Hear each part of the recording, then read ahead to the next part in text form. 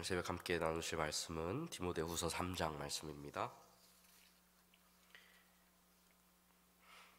디모데후서 3장 1절부터 9절까지 말씀 함께 교독하시겠습니다.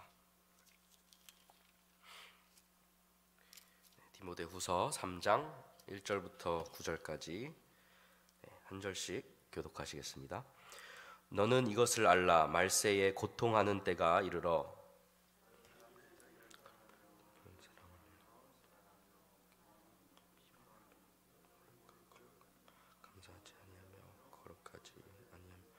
무정하며 원통함을 풀지 아니하며 모함하며 절제하지 못하며 사나우며 선한 것을 좋아하지 아니하며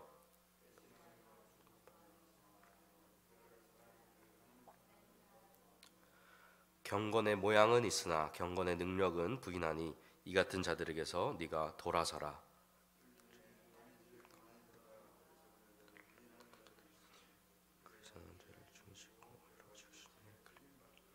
항상 배우나 끝내 진리의 지식에 이를 수 없느니라.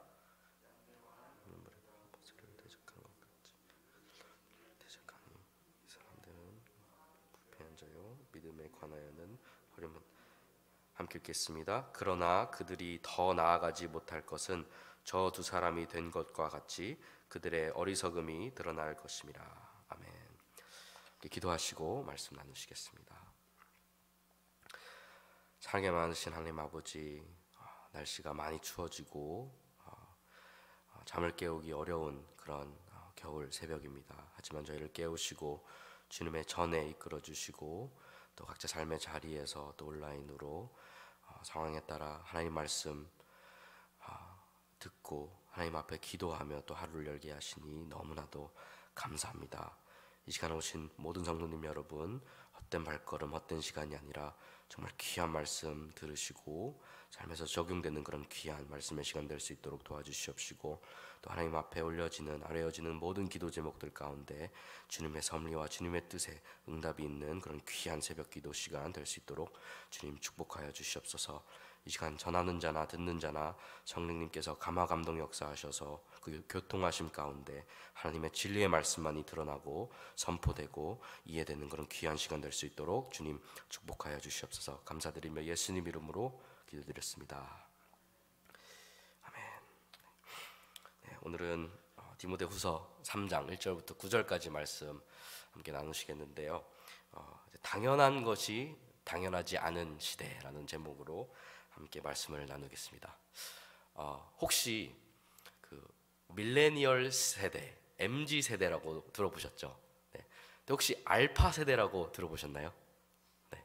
저도 새로 나왔는데 이제 저희가 베이비 부머 세대를 지나서 이제 X 세대, 1965년에서 이제 한 80년대까지 출생하신 분들을 저희가 X 세대라고 부르고, 이제 81년부터 96년까지 이제 태어난 분들을 이제 밀레니얼 세대라고 또 부르고, 또 이제 97년부터 2010년까지 태어난 분들을 저희가 Z 세대, 그래서 그 밀레니얼과 Z 세대를 합친 게 오늘날 우리가 뭐 MG 세대다, MZ 세대다 이렇게 부르는데, 이제 새로 생겼습니다.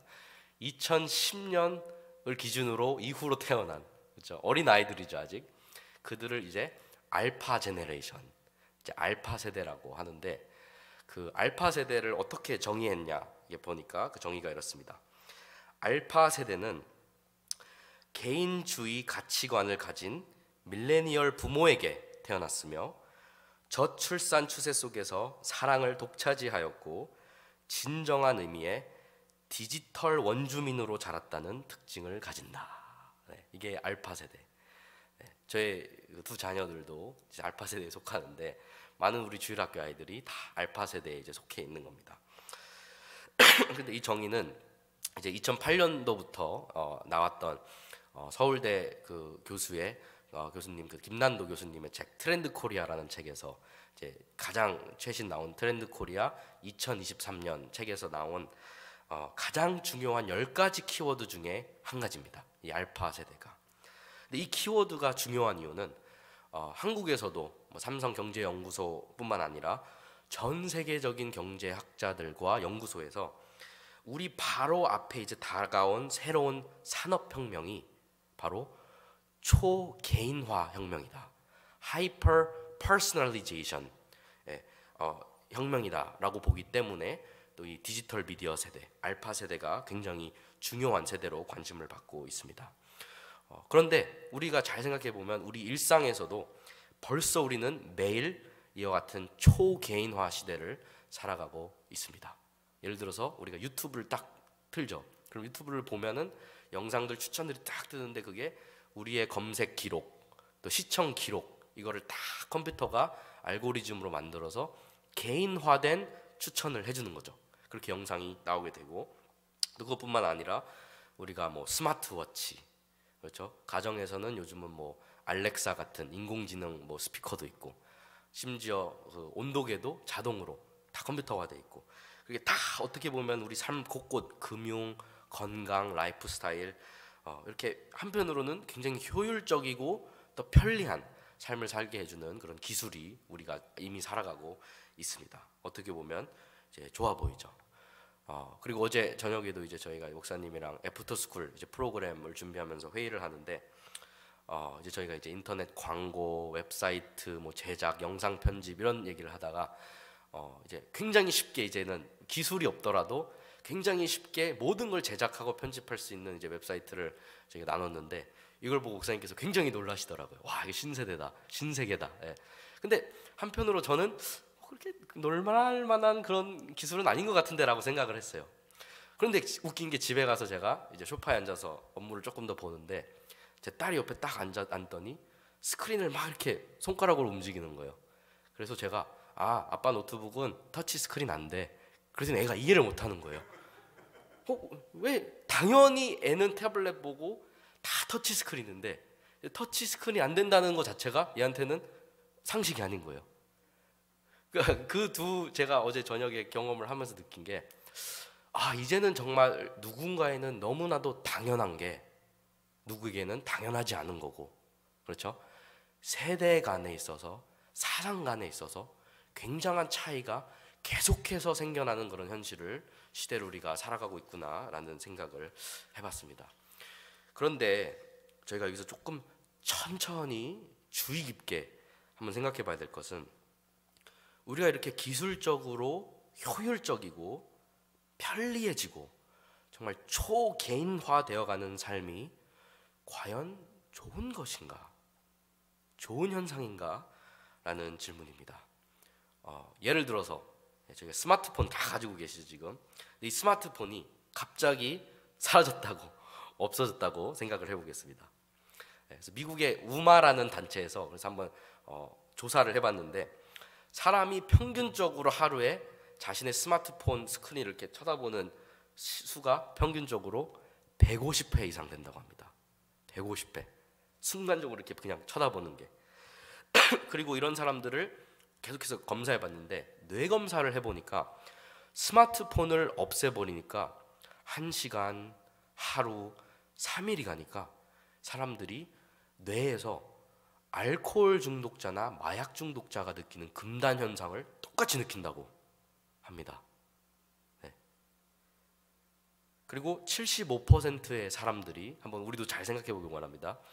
24시간 동안 이 스마트폰을 우리한테서 5피트, 그러니까 1m 50cm 정도 되는 그 반경 안에 항상 끼고 산다고 합니다. 네. 생각해 보니까 저도 그렇더라고요. 항상 5피트 안에 스마트폰이 있어요. 어딘가에. 무슨 얘기죠? 의존성이 생긴다는 거예요. 의존성, dependency.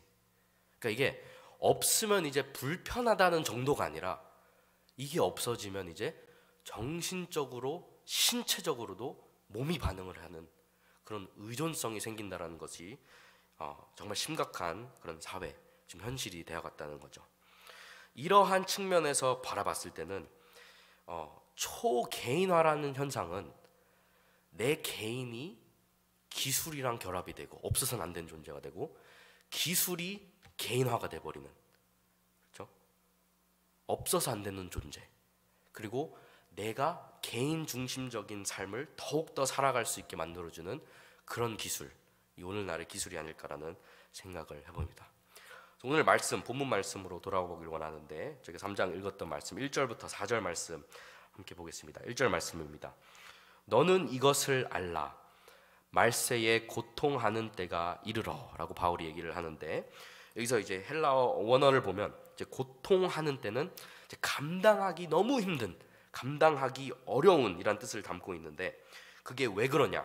바울이 이제 우리가 살아가는 이 말세가, 세상이 감당하기 어려울 것이다, 그 이유인 즉슨 하고 19가지의 특징과 그 이유를 나열해 주는데, 2절 말씀부터 4절 말씀까지 사람들이 자기를 사랑하고 돈을 사랑하고 자랑하고 교만하고 비방하고 부모를 거역하고 감사하지 않고 거룩하지 않고 무정하고 원통함을 풀지 않고 모함하고 절제하지 못하고 사납고 선한 것을 좋아하지 않고 배신하고 조급하고 자만하고 쾌락을 사랑하기를 하나님 사랑하는 것보다 더한다 라고 기록이 되어 있는데, 19가지 다 일일이 볼 것도 없이 가장 첫 번째로 바울이 나열한 거, 가장 첫 번째를 보면 사람들이 자기를 사랑하며, 그죠? 가장 처음으로 명시를 했죠, 바울이. 이 가장 처음으로 쓰여진 자기 사랑, 사람들이 자기 자신을 사랑하며를 저희가 보면 나머지 18가지는 생각할 필요도 없이 다 이해가 됩니다. 한편으로는 자기를 가장 사랑하는 사람이 행하는 18가지의 모습이라고 봐도 저희가 이해가 되죠. 어색하지 않다는 거죠. 방금 전에 제가 우리가 오늘 살아가는 날은, 이 다가올 내일은, 또 우리가 사회는 초개인화된 사회라고 말씀을 드렸습니다. 이 초개인화, 하이퍼 퍼스널리제이션이 되는 사회는 누구보다도 자신을 더 중요하게 생각하고 자신을 더 사랑하게 해주는 그런 현상이 있고 그런 힘이 있는 겁니다. 반대로 무슨 얘기죠? 반대로는 우리가 이러한 현상을 조심하지 않고 교회가 이러한 세대의 흐름을 잘 파악해서 올바르게 교육과 준비를 하지 않는다면 너무나도 당연하게 흘러가는 트렌드에 따라서 우리 성도들이 다음 세대가 자기를 더욱더 먼저 생각하고 자기 중심적으로 살아가고 자기를 먼저 사랑하는 삶을 당연하게 살아가게 될 수도 있다는 얘기입니다. 무슨 얘기죠? 하나님 중심적인 삶이 아니라, 하나님을 먼저 생각하는 것이 아니라 개인 중심, 개인주의적인 삶을 교회에서도 사회에서도 매일매일 살아가게 된다는 그런 얘기입니다. 근데 저희가 성경을 살펴보면 이러한 현상은 새로운 현상은 아니에요. 새로운 현상은 아닙니다. 왜냐하면 하나님을 생각하기 전에 나 자신을 먼저 생각하고 하나님 중심적인 삶이 아니라 내 개인 중심적인 삶을 살아가는 것 그 자체가 죄의 열매라고 성경은 기록하고 있기 때문이죠. 저희가 가장 처음 원죄, 처음에 죄가 우리 인류로 들어온 창세기 3장 말씀을 봐도 그렇습니다. 3장 5절 말씀에 이제 뱀이 여자에게 유혹을 하죠. 열매를 먹으라고. 근데 어떻게 유혹하죠? 너희가 그것을 먹는 날에는 너희 눈이 밝혀져 누구와 같이 된다고요? 하나님 같이 되어 선악을 알 줄 하나님이 아시느라. 열매를 먹으면 네 눈이 밝아질 거고 네가 선악을 알 거고 네가 하나님처럼 알고 능력이 생길 거야. 네가 하나님 같이 될 거야. 그렇죠? 하나님이 아시고 하나님께서 말씀하시고 그것을 순종하고 따라갔던 아담과 하와가 어떻게 되죠? 이제 자기 인식을 하고 자기 생각을 먼저 하는 사람이 됩니다. 11절 말씀을 보니까 이렇게 기록되어 있죠. 이제 아담이 이제 숨죠. 아담이 숨고 벌거벗음 말고 두려워서 숨는데 하나님께서 말씀하시죠. 이르시되 누가 너의 벗었음을 내게 알렸느냐. 자, 생각해보면 누가 아담한테 너 벌거벗었다고 얘기했나요? 안 했어요. 자기가 알아버린 거예요. 왜죠? 죄가 들어옴으로 있어서 자기 인식이 생기고 자기에 대한 관념이 생긴 거예요. 하나님 중심적으로만 살아갔던, 하나님한테만 시선을 두고 그 말씀을 순종해서 살아갔던 인류가 이제 자기를 먼저 돌아보고 자기를 생각할 수 있다는 그러한 능력이 원죄, 죄가 들어오고 가장 처음 인간에게 보여진 현상이라는 거죠. 자기 인식이.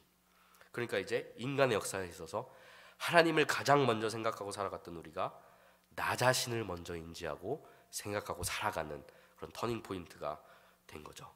그 이후로도 보면 이제 가인과 아벨의 그 사건에 있어서도 어떻죠? 하나님께서 가인의 제보를 기뻐받지 않으셨죠. 그때 가인은 왜 그랬을까? 어떻게 하면 하나님께서 기뻐받으시는 제물이 될 수 있을까요? 구했나요? 아니요. 그것보다 내 수고, 내 노고, 내 감정, 내 분노, 내 질투심이 더 중요해서 동생을 죽여버리죠. 더 시간이 지나서 노아의 방주 사건을 봐도 창세기 6장에 기록된 바 여호와께서 사람의 죄악이 세상의 가득함과 또 그의 마음으로 생각하던 모든 계획이 항상 악할 뿐임을 보시고 라고 기록이 되어 있는데, 이제 사람이 자기 중심적으로만 살아가니까 이제 모든 마음에서 나오는 행함이 악해지는 거죠. 그런데 한 사람의 의인이 있었으니 노아였죠. 근데 여기서 저희가 주의 깊게 봐야 될 것은 창세기 6장 9절에 노아는 의인이요 당대의 완전한 자라 라고 성경이 기록을 하고 있어요. 근데 그 이유가 왠지 바로 그 뒷부분에 나오는데, 당대의 완전한 자라, 그 이유는 그는 하나님과 동행하였으며 라고 나와 있는 거죠. 그리고 이 비슷한 패턴을 저희는 계속해서 구약에서 볼 수 있죠. 하나님과 동행해서 죽지도 않은 사람 누구였죠? 에녹. 왜 죽지 않았다고요? 하나님이 보시기에 기쁘신 삶. 그게 어떤 삶이었다고요? 하나님과 동행하는 삶. 그렇죠? 하나님께 내 문제를 구하고 하나님의 말씀을 구하고 하나님과 한 걸음 한 걸음 맞춰서 내 삶을 하나님께 맡겨드리고 동행하는 삶. 그리고 자기 아들을 희생제단에 올리라고 했을 때 힘겹게 얻은 아들을 그냥 믿음으로 바친 누구죠? 아브라함. 그리고 시간이 또 지나서 형제들한테 억울하게 팔려서 종살이 하다가 더 억울하게 감옥에서 13년 투옥 생활한 누구죠? 요셉. 그런데 이 모든 공통점을 저희가 성경에서 보면 왜 그럴까 이해할 수도 없고, 오히려 세상의 관점에서 바라봤을 때는 무식하고 무모하고 유두리 없는 것 같고, 하지만 그럼에도 불구하고 하나님 한 분만 생각하고 하나님의 선하신 뜻과 섭리가 무엇일까를 가장 먼저 질문하고 나는 순종함 가운데 믿음으로 하나님께 나가겠다라는 고백한 사람들이 우리 믿음의 조상이고 선배이고 의인이라고 성경은 가르치고 있습니다. 사랑하는 성도 여러분, 우리가 삶을 살아가는 데 있어서 하나님의 뜻, 하나님의 말씀을 먼저 구하지 않으면 우리는 죽습니다. 우리는 죄를 짓습니다. 근데 더 무서운 것은 죄를 짓는 게 문제가 아니라 죄를 지어도 이제 찔림이 없고 무뎌지고 그리고 당연해지고, 그게 왜 그러죠? 내가 중심이 되어버린 삶에서는 내가 힘들었으니까 그냥 한번, 내가 너무 스트레스 받으니까, 내가 지금 여건이 좋지 않으니까 요번 한번, 나를 이해해주지 않으니까 나의 죄악들을 합리화하고 정당화시키는 중심적인 삶을 살아가게 됩니다. 우리가 이렇게 초개인화되어 가는 삶 속에서 편리 좋죠, 효율 좋죠. 그런데 이런 삶의 모습에서, 우리 삶의 패턴에 있어서 내가 정말 의존하고 시간과 에너지와 열정을 쏟는 것은 어디에 있는가? 편리하게 얻을 수 있는 지식, 미디어, 효율성, 아니면 하나님의 말씀인가를 한번 잘 우리가 주의 깊게 하루를 살아가시면서 생각해 보시기를 원합니다. 다 같이 오늘 본문 말씀으로 돌아와서 저희가 7절부터 9절 말씀 함께 보시겠습니다. 7절부터 9절 말씀입니다.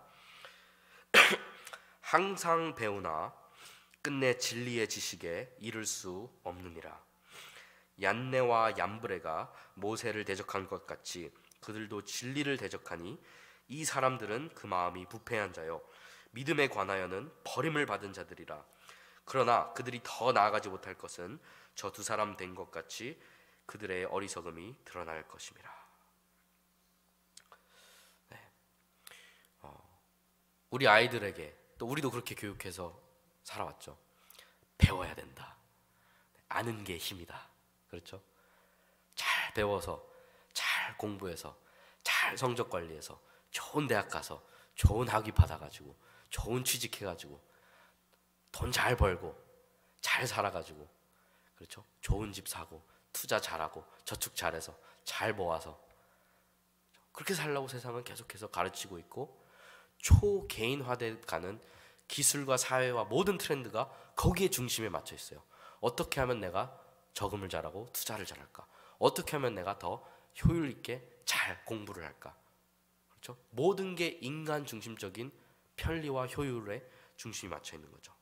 그런데 그런 것들은 하나님의 말씀이 있지 않고 하나님의 인도하심이 있지 않으면은 다 아무런 소용이 없습니다.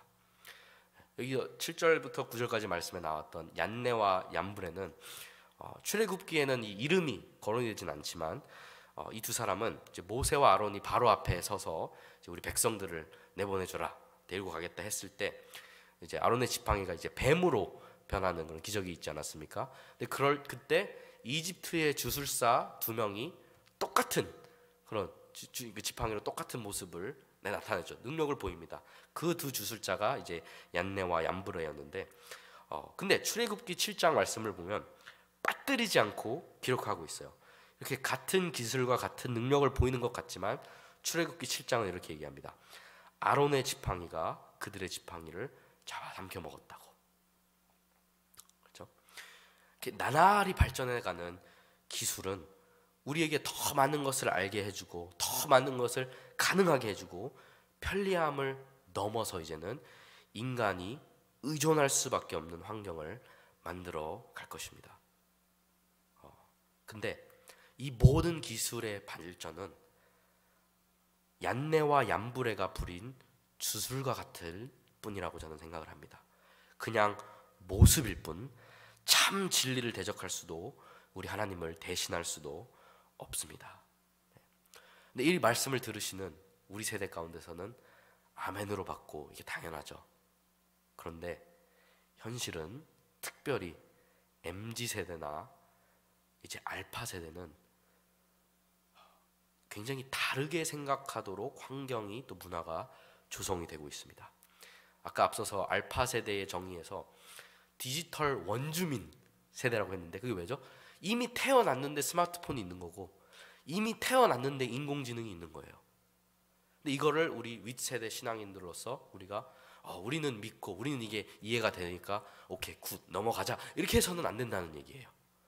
다음 세대의 입장과 그들이 지금 현재 처해져 있는 삶의 모습과 사회의 패턴과 앞으로 살아갈 나를 저희가 미리 생각하면서 준비하고 그들을 어떻게 교육시키고 양육시킬까를 우리가 고민해야 된다는 거죠. 그런데 솔직히 생각해보면 우리 윗세대도 이미 이러한 너무 초개인화된 삶이 너무나도 당연해지고 있는 현실이 사실이죠. 이제 스마트폰 없이는 길도 잘 못 찾아가고 스마트폰 없이는 빨리빨리 뭔가 검색을 해서 정보가 와야 되는데 예전처럼 뭐 백과사전을 찾는다든지 사전을 연다든지 심지어 성경 말씀도 찾아서 하는 게 아니라 그냥 구절 생각나는 구절 단어 몇 개 치면 다 나오는데,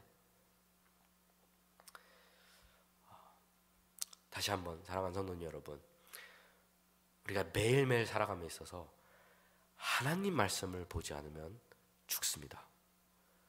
우리 다음 세대 아이들 하나님 말씀 보게 양육시키고 습관을 길러주지 않으면 걔네들 죽습니다. 삶에 어떠한 크고 작은 문제가 있더라도 하나님께 먼저 기도하고 아뢰지 않는 사람은 스마트폰부터 킬 겁니다. 구글에 먼저 검색할 거고 유튜브에 먼저 검색할 거고 소셜 미디어를 통해서 다른 또래 사람들은 이 문제를 어떻게 해결하는지 세상의 방법으로 문제를 보고 파악합니다. 무슨 얘기죠? 하나님의 섭리라는 개념 자체가 사라져버리는 거예요. 이 다음 세대한테는 필요가 없는 거예요. 무관한 그냥 사상인 거예요. 말씀을 정리하면서 우리가 한번 우리 자신도 또 우리 아이들도 하루의 패턴을 한번 습관을 잘 한번 뒤돌아보면 좋겠습니다. 나는 매일매일 하루를 살아가는 데 있어서 성경 말씀을 펴고 하나님이 나에게 오늘 주시는 말씀은 무엇인가를 묵상하는 시간은 언제인가요? 또 조용함, 고요함, 그 고요함 가운데서 정말 내 문제를 하나님께 아뢰고 하나님께 하나님의 뜻을 구하면서 두 손을 모으고 기도하는 시간이 언제인가요? 만약에 그런 모습이 없다면, 불규칙적이라면 그리스도인으로서 당연해야 될 것이 왜 당연하지 않을까를 한번 깊이 묵상해 보시고 질문해 보시는 그런 하루가 되기를 원합니다. 또 반대로 나는 컴퓨터 앞에서, 스마트폰 앞에서 얼마나 많은 시간을 하루에 보내고 있나요? 그리고 내 삶을 또 편하게 효율적으로 만들어주는 스마트워치, 스마트폰, 온도계 등등 이런 기술들과 기계들 얼만큼 우리가 좋아하면서 의존을 하면서 살아가고 있는지 생각해 보기 원합니다. 오히려 당연해야 될 것이 당연해지지 않고 초개인화돼 가는 사회가 너무나도 당연해진, 그래서 하나님의 섭리와 하나님의 뜻을 먼저 겸손하게 구하는 것이 아니라 세상의 방법과 세상의 뜻을 먼저 찾아보는 그런 현실이 너무나도 당연해진 오늘날 시대, 이것을 나 개인적으로는 어떻게 하루하루 이것을 하나님 앞에 말씀을 통해서 기도를 통해서 헤쳐나갈 것인지, 또 우리 자녀들, 그들의 자녀들을 어떻게 양육하고 교회로서 이제 그 다음 MZ세대뿐만 아니라 알파 세대를 어떻게 준비시키고 그들이 그리스도 중심, 하나님 중심적인 삶을 살게 할지를 잘 고민하고 묵상하는, 그것을 가장 먼저 하나님 앞에 지혜와 하나님의 뜻을 구하는 우리 모두 되기를 간절히 축원합니다. 기도하시겠습니다.